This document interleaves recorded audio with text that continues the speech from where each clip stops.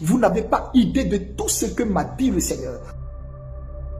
Eli Pada, un nom qui, pour certains, rime avec lumière divine, pour d'autres, avec mystère.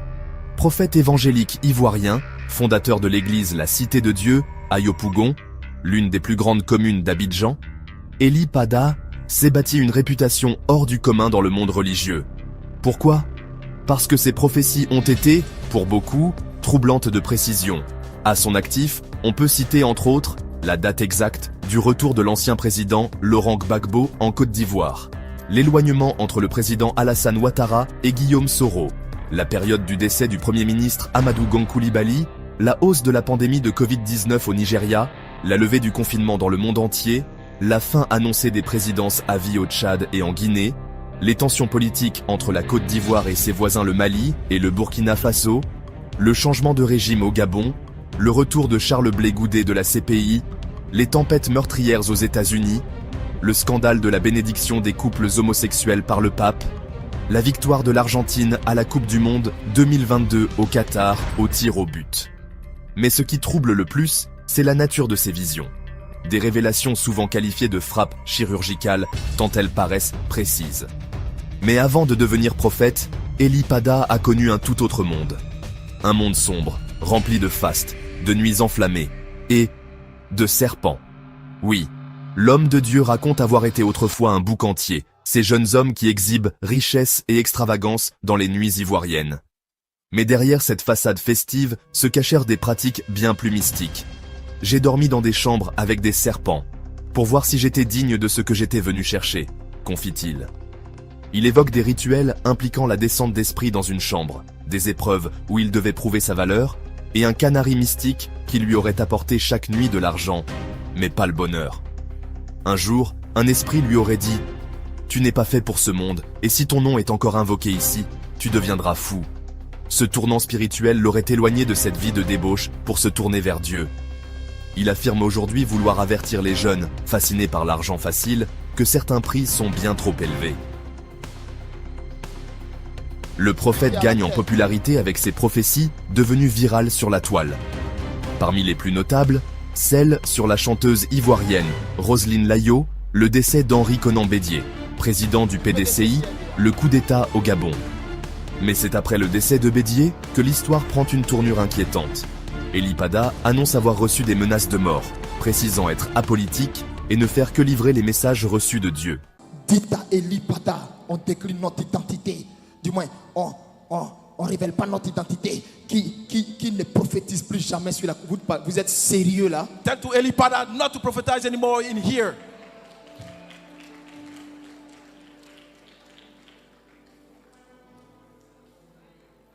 C'est peut-être maintenant que vous me suivez. It's now that you are following me. Sinon, répétez sur toutes mes vidéos. Tapez Eli Pada sur YouTube. Go Les to my prophéties videos.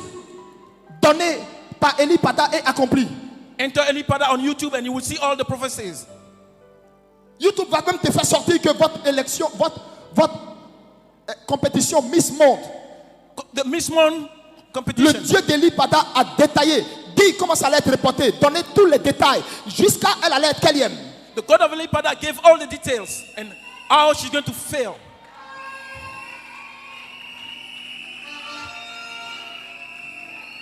Allez bien vous renseigner. Go and look for. Répétez bien sur la page. Go back on the page. Quand le déconfinement mondial de Covid devait se faire, So when the il y a eu COVID des was coming, prophètes au Nigeria qui ont prophétisé, qui ont donné la période. In Et puis un Nigeria, prophète they en say- Côte d'Ivoire a élevé la voix et il a donné la période. Quand il a fini de donner la période exacte qu'il a vue dans le ciel, c'est ce qui s'est passé. when COVID came, the prophet in Côte d'Ivoire Toi, gave tu the peux me period, menacer. and you want to threaten me. Tu n'as pas envie de durer sur la terre. Hein? You don't want to last on this world. Tu as déjà vu quelqu'un qui est arrêté comme ça. Do you see someone who has a look like Le that? sang sort de ses oreilles, de son nez, de ses yeux. Asticot sort de sa bouche pendant qu'il est vivant. Et puis il tombe les 5 minutes qui suivent. Et puis il meurt. Have you ever seen someone blood come out from any part of his body? Tu vas comprendre qu'il y a prophète. Et puis il y a prophète. You understand that there is prophet and prophets.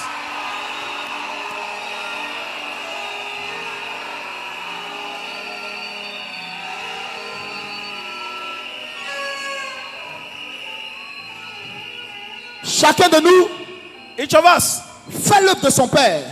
does what his father said. Les marmailleurs The font l'œuvre de leur père.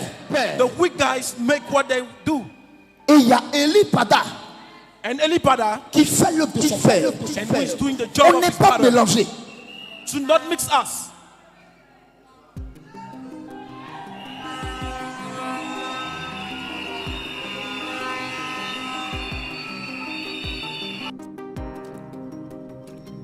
Tout était prêt pour une grande veillée spirituelle, marquant le passage à l'année 2024. Grande traversée 2023-2024.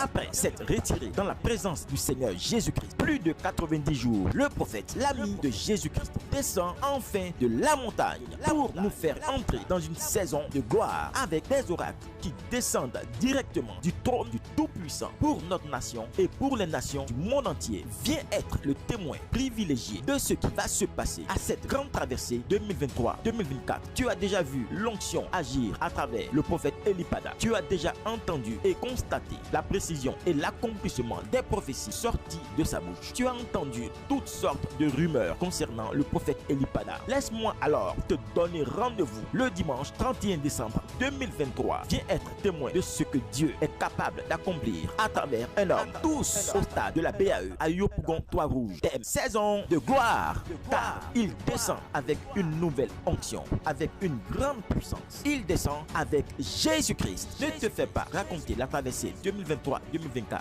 Les malades seront guéris. Les aveugles verront. Les paralytiques se lèveront instantanément de leur fauteuil roulant. Ça sera du balèze. Ça sera phénoménal. Jésus-Christ, le Dieu de la Côte d'Ivoire, sera intronisé. Viens vivre une avalanche de guérison et de miracles. Venez nombreux avec les malades, tous vêtus de vos plus beaux habits. Venez avec des rameaux accueillir Jésus-Christ, le roi, le Dieu de la Côte d'Ivoire. Venez tous avec des rameaux. Côte d'Ivoire, sais-tu qu'une nouvelle saison de gloire t'attend? Sais-tu que 2024 est ta saison de gloire? À tous les fils et les filles du prophète Elipada de toutes les nations, c'est le temps de converger en Côte d'Ivoire à la cité de Dieu afin de communier avec l'homme de Dieu, avec le Seigneur Jésus-Christ. Tous au stade de la BAE de Yopougon, Trois-Rouges, le 31 décembre 2023. Ça sera phénoménal. Infoline 07 08 89 26 62, 07 68 26 03 70, 07 48 20 79 02, 07 07 35 01 29 et le 05 00 30 20 00. Que Dieu vous bénisse. Jésus, oyez. Les fidèles attendent leur prophète. À minuit, puis à 2 heures, rien. Elipada n'apparaît pas. Il ne viendra jamais. Pourtant, selon le pasteur Simpli Salé, son proche collaborateur, Pada était bien au téléphone, donnant des consignes à l'équipe. Mais depuis le 1er janvier 2024, plus aucun contact. Silence radio. La communauté est en état de choc. Où est passé Elipada? Shalom, shalom. Quelques jours plus tard, le 5 janvier, une vidéo apparaît sur sa page Facebook. Le prophète y parle enfin. Il est vivant mais inquiet. Il explique être dans un lieu retiré, en quête de guidance divine. Et surtout, il affirme que sa vie est gravement menacée. On me menace, ma secrétaire reçoit des appels. Je ne sais pas pourquoi, je ne sais pas qui je dérange. Il dément toute arrestation ou détention, mais semble traqué, isolé, en danger. Shalom, shalom, shalom, bien-aimés dans le Seigneur. Que la grâce et la paix du Seigneur soient avec vous. Je voudrais ici vous souhaiter tous mes vœux les meilleurs de santé, de prospérité, de bénédiction,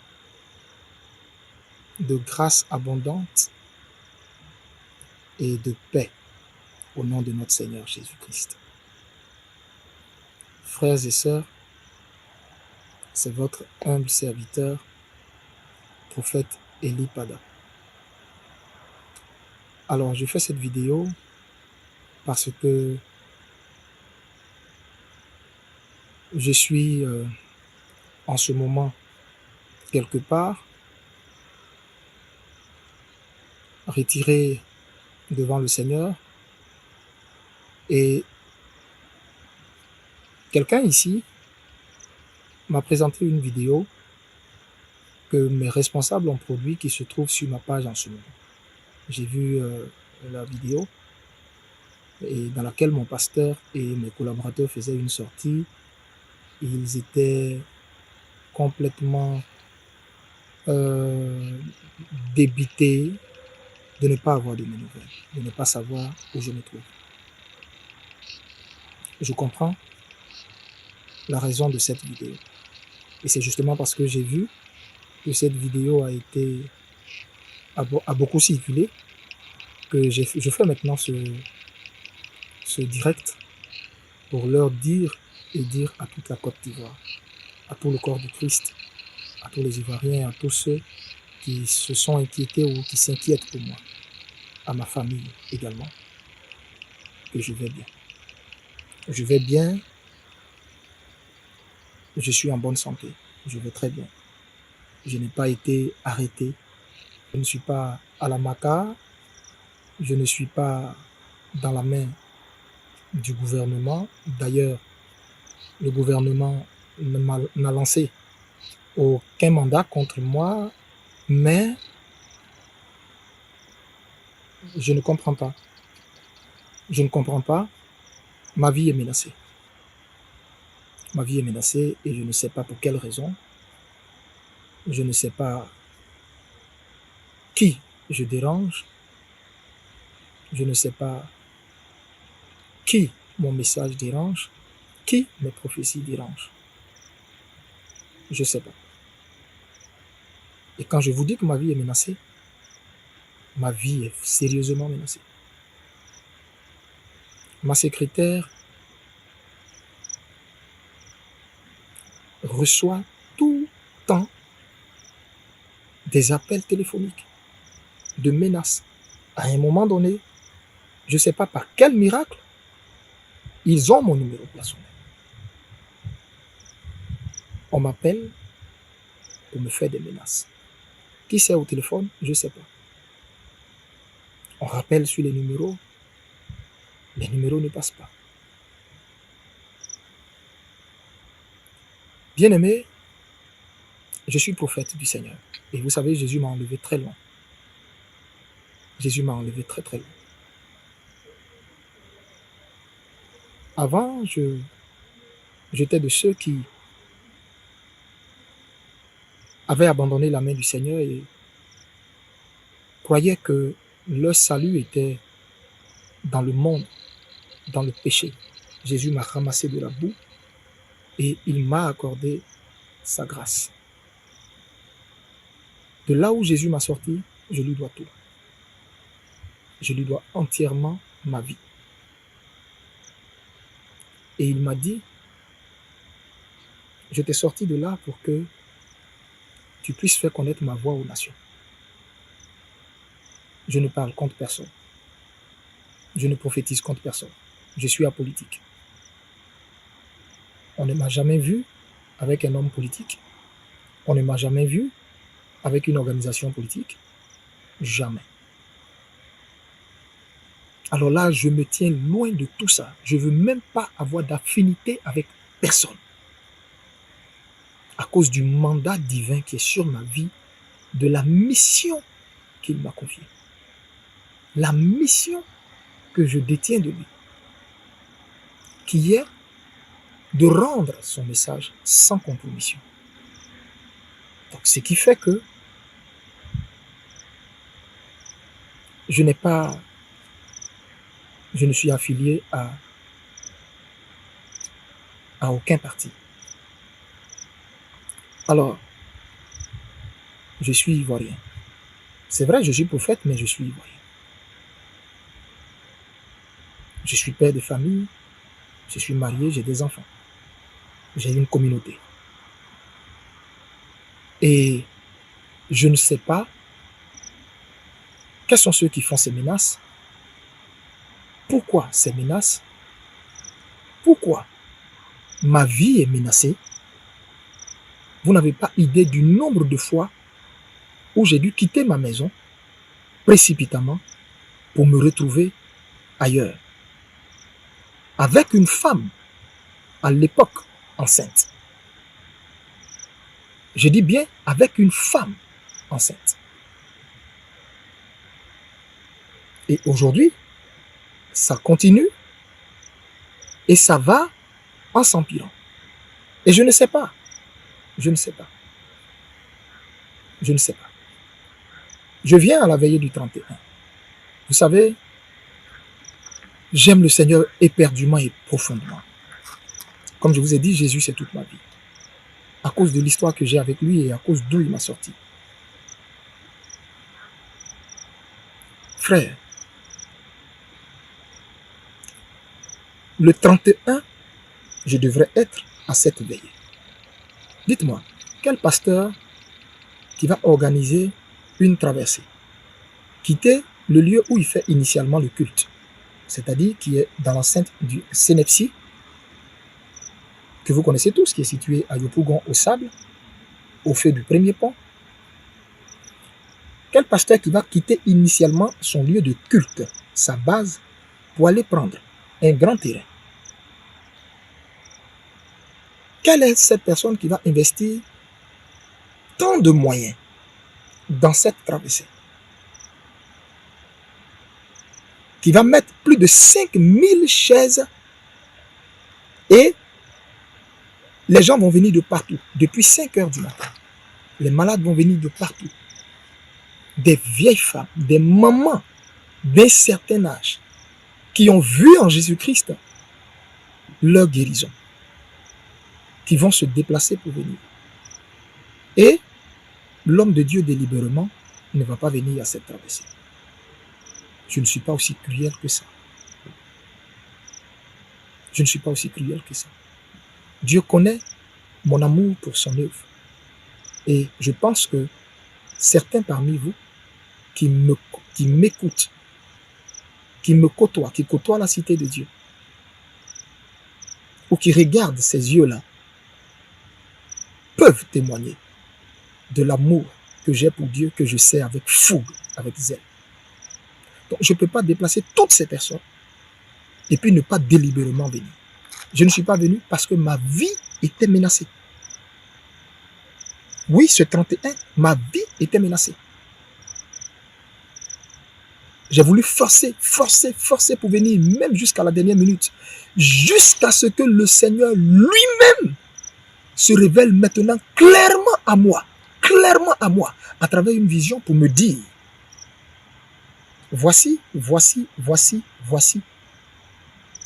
des gens sont là et qui attendent de mettre la main sur toi.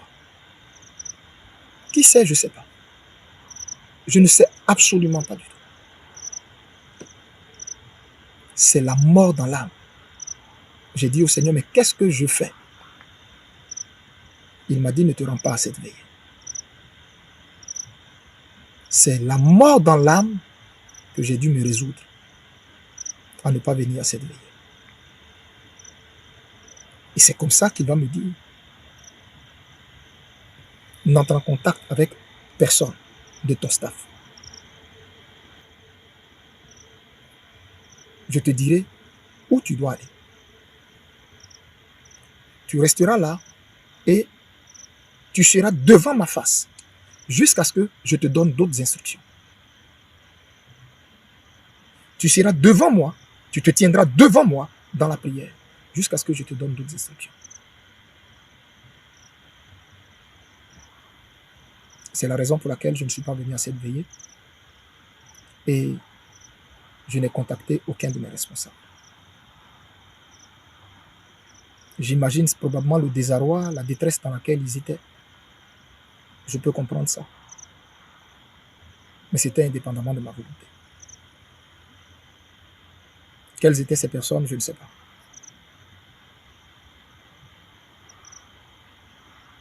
Je voudrais simplement vous dire, et je le répète encore, le gouvernement ne m'a pas jeté en prison. Non, pas du tout. Je ne suis dans aucun bâtiment de la MACA. Non, pas du tout. Le gouvernement n'a émis aucun mandat, aucune plainte contre moi. Non, pas du tout. Je tenais à rétablir ce fait-là. a dit que je n'ai pas reçu une plainte quelconque venant du gouvernement. Non. Mais, je répète, ma vie est en danger. Ma vie est en danger. Qui je dérange, je ne sais pas.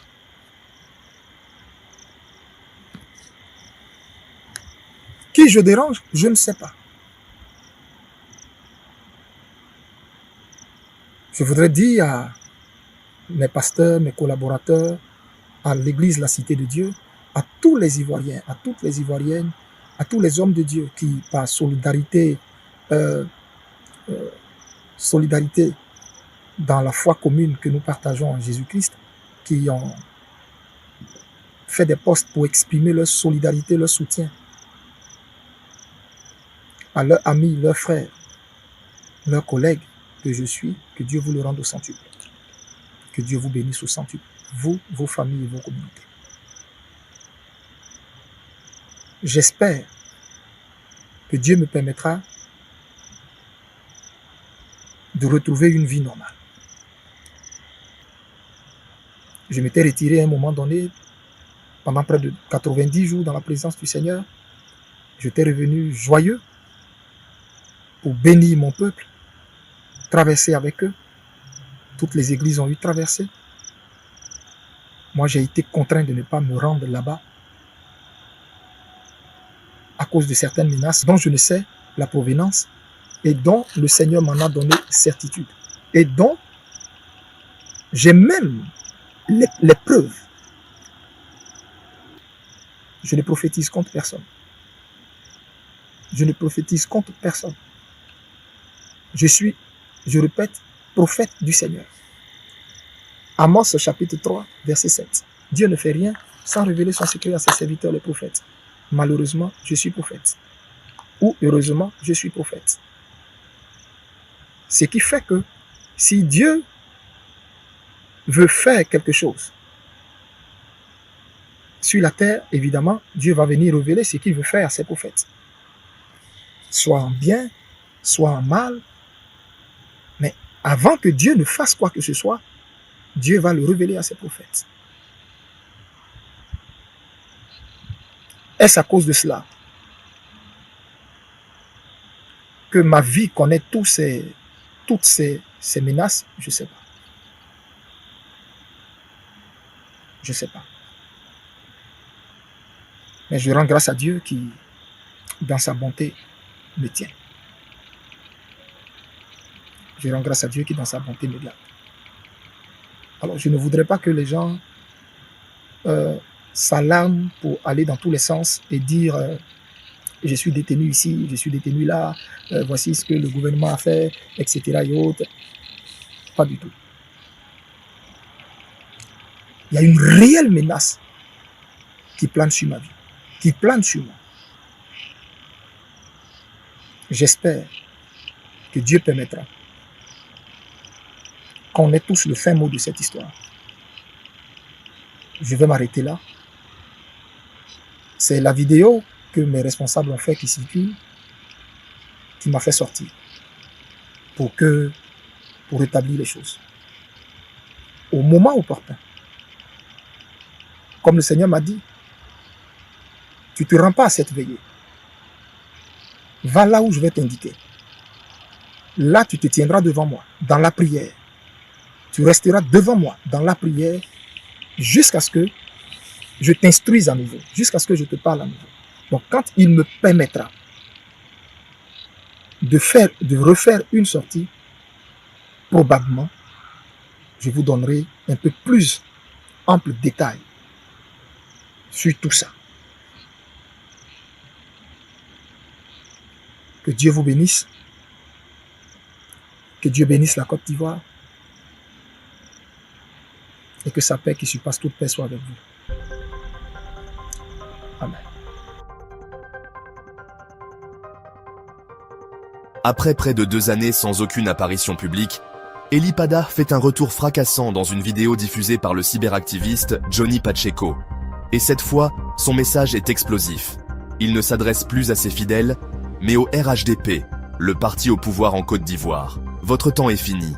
Ce pouvoir vous a été donné par Dieu, mais il l'a repris. Tous ceux qui vous disent « paix, paix, paix » sont des menteurs. Il n'y aura pas de paix pour vous. Selon lui, le jugement divin est commencé et la nation est entrée dans une phase de basculement spirituel.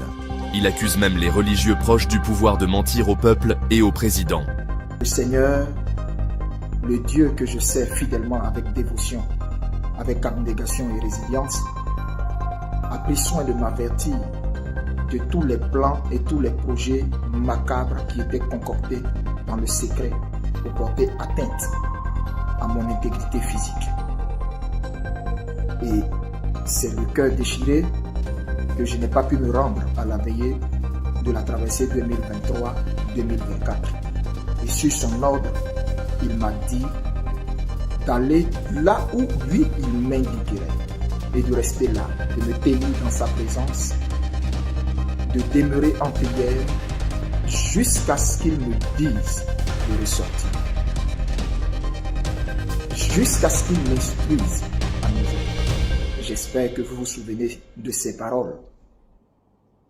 Et frères et sœurs, si je sors ce matin, c'est parce que Dieu m'a demandé maintenant de sortir. Dieu m'a dit, l'heure est grave. Il faut que je sorte et que l'on m'entende. Il faut que je fasse connaître son dessein, sa volonté et son plan. Voici pourquoi vous me voyez devant vous. Bien-aimés, je voudrais vous dire ce matin, si je sors, c'est parce que mon Père m'a dit sors maintenant pour donner ce dernier et ultime message solennel à ta nation. Alors mon message va porter sur différents points.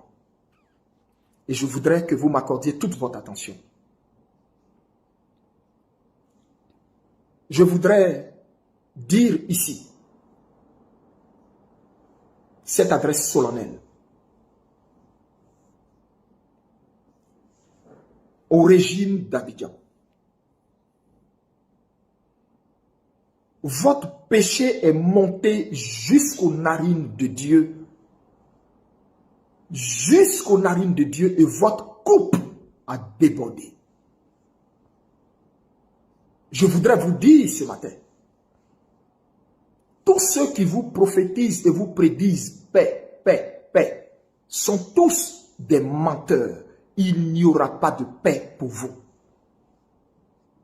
Retenez bien ce que je vous dis ce matin. Il n'y aura pas de paix pour vous. Parce que l'ancien des jours, Yeshua al-Mashiach, dont je suis le serviteur, a décidé d'entrer dans cette nation. Et il y est entré. Le Seigneur est dans cette nation depuis un certain temps. C'est juste que vos yeux ne le voient pas. Mais mon Dieu est là. Mon Jésus-Christ de Nazareth, dont je suis l'ami, est là. Et je voudrais dire aux Ivoiriens, j'en viens à vous, mais pour l'heure, je m'adresse d'abord à ce régime.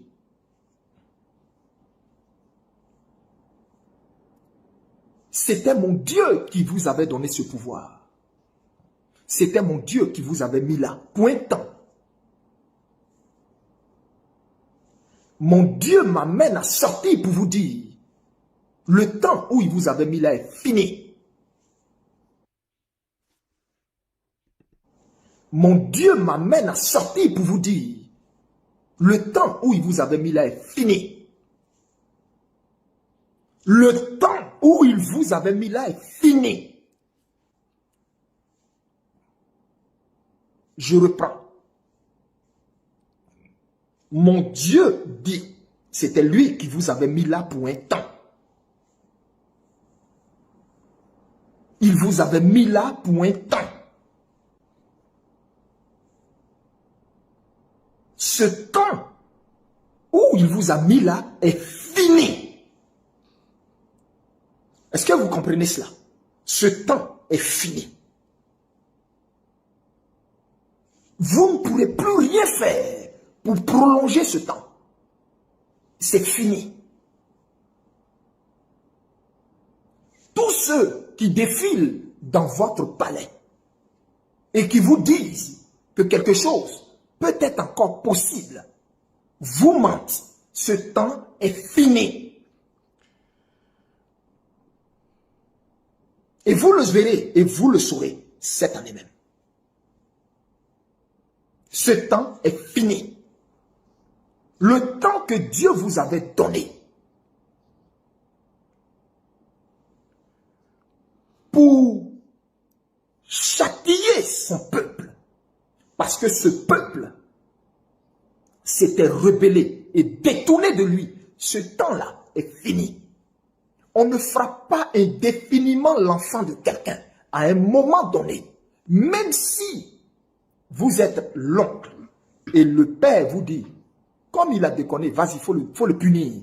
Même quand le père vous dit ça, ça ne veut pas dire que le père est content et d'accord avec votre façon de punir son enfant. Il arrivera un temps où le père va estimer que assez, c'en est assez. Trop, c'est trop. Et vous êtes entré dans la ligne rouge du Seigneur. Et c'est fini. Je répète, c'est fini. Je vous le dis dans les yeux, c'est fini.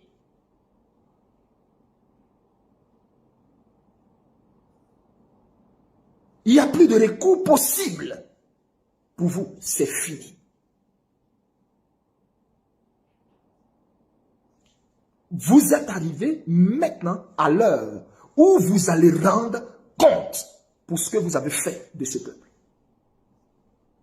Vous êtes arrivé à l'heure où vous allez rendre compte pour chaque goutte de larmes qu'a versé chaque Ivoirien. Vous êtes arrivé à l'heure où vous allez rendre compte pour chaque dommage fait à chaque Ivoirien. Vous êtes arrivé dans le temps où vous allez rendre compte pour chaque amertume causée à chaque citoyen ivoirien. Aussi vrai que je suis prophète du Très-Haut, aussi vrai que je suis envoyé du Très-Haut, aussi vrai que lui, Dieu, m'a révélé tous les plans que vous aviez contre moi et comment il m'en a épargné. À tout moment où vous avez concocté des plans, comment il m'en a épargné. À chaque fois que vous concoctez des plans, comment il me le révèle à l'instant T. Quand vous concoctez un plan, à la minute, à la seconde près, il me le révèle automatiquement et il me dit bouge. Il me révèle automatiquement et il me dit déplace-toi. Il me révèle automatiquement et il me dit quitte ici. Il me révèle automatiquement et il me dit dégage, pas de là. Il me révèle automatiquement et il me dit reste là, cache-toi, reste là, demeure encore dans ma présence. De la même façon qu'il m'a tenu ainsi pendant plus de presque 2 ans durant. Dieu qui m'amène à sortir aujourd'hui me dit de vous dire, vous êtes arrivé dans le temps où vous rendrez compte pour chaque goutte de larmes versée par chaque Ivoirien. Vous êtes arrivé dans le temps où vous rendrez compte de la même façon que vous avez privé ce peuple de nourriture. Il est arrivé un temps où vous et votre descendance serez maintenant privés de nourriture. Il est arrivé un temps où vous, maintenant, je répète, serez privés de nourriture, où vous ne retrouverez même pas un seul bol de riz dans votre assiette. Ce temps est arrivé.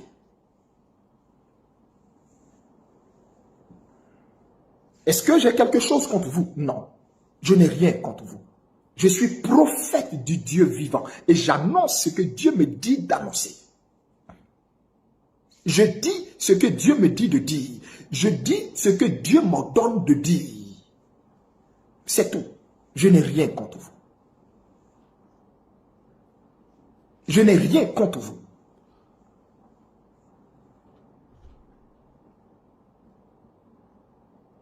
Vous êtes arrivé dans le temps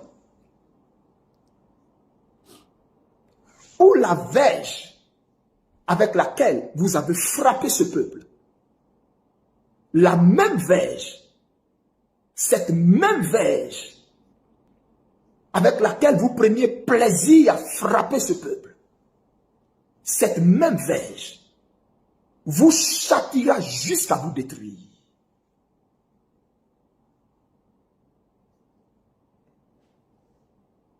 je vous fais part des oracles qui descendent directement du cœur de Dieu.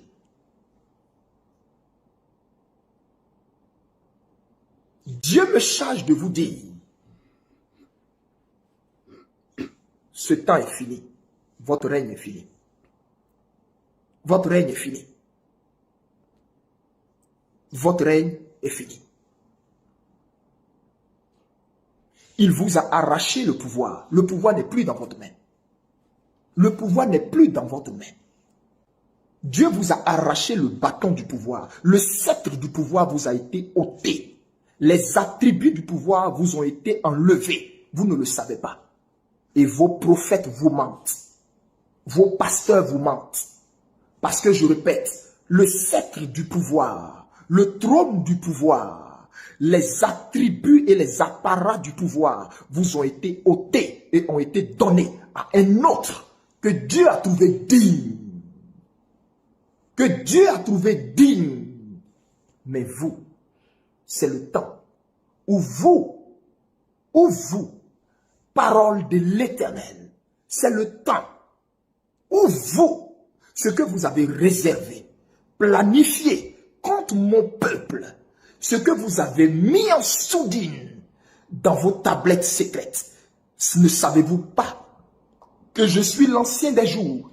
Il n'y a rien qui m'échappe. Je sais toutes choses. Je vois tout. J'écris tout. Je note tout. J'enregistre tout. Il n'y a rien qui m'échappe. Si cette terre que j'ai créée,